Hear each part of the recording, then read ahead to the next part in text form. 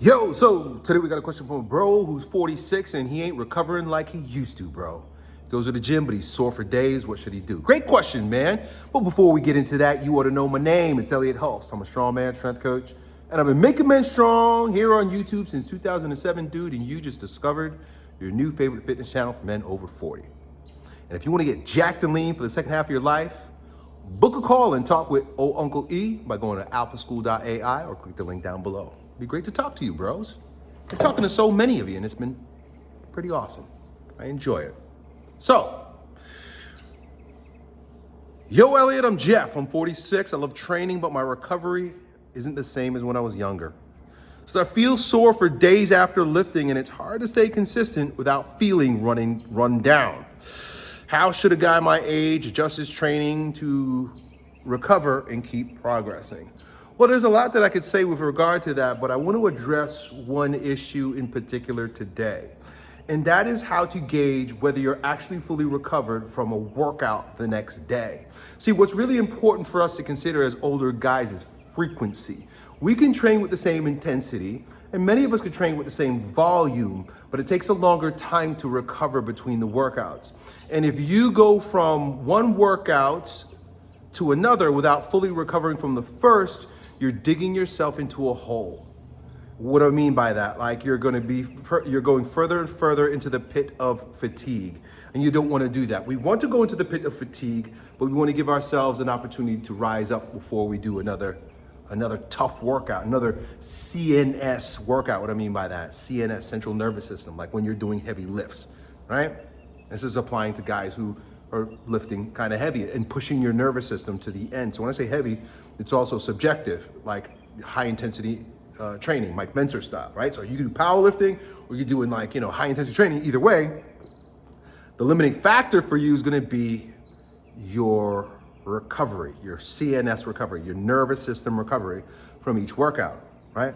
So it's kind of tough if you're a guy who's got to work by a particular schedule, and but if things are kind of flexible, you can decide what to do on the spot. And there's an assessment that you can do on the daily to see, are you actually recovered from the previous workout? And it's funny, I just started doing this recently because I'm working out a lot more as I'm preparing for another strongman show. And so what we have here is a hand dynamometer, right? And so this gauge here reflects how strong I squeeze this here, right?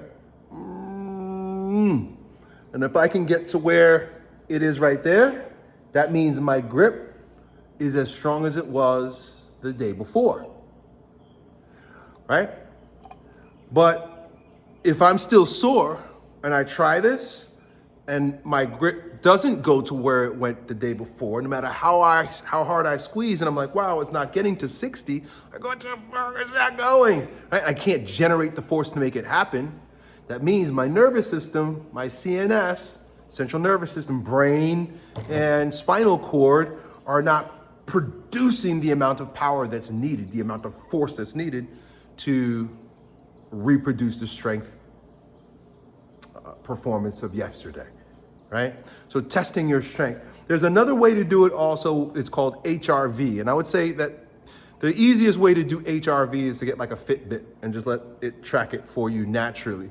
And on the Fitbit, it calls it readiness, your readiness score. And this is gauged based on what's going on with your heart.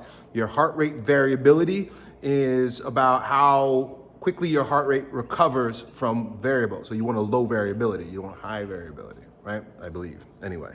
But if you get a Fitbit, you can read a book and you can learn all about it. But anyway, it's called your readiness score. I like to use this, but this was a tool. I don't even know, somebody gave this to me. I don't even know where you can get it, but that's why I spelled it out for you. It's a dynamometer, right? So that's it. You can keep doing what you're doing.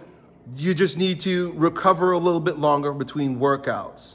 And if you can be flexible, that means you take it day by day. If like I lift heavy today and I test my hand tomorrow, it means I could lift heavy again tomorrow.